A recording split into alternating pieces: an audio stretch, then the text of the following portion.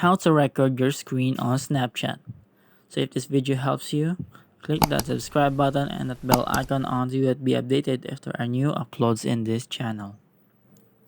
So what we will be doing right now is, first is to go to your Play Store.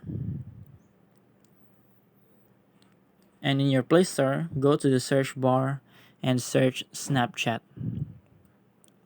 So type in Snapchat and we are going to check for updates here. So this means that there are no available updates and our Snapchat is updated. So click on open, and then here we are in a sample chat. So if you are recording your chats in Snapchat, there will be a prompt that you are recording it and the other user can see it. So what we will do here is type in a text and click on the picture button here in the left side.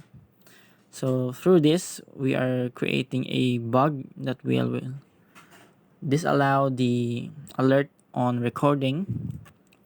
So I will stop recording and I will show you that I am recording right now.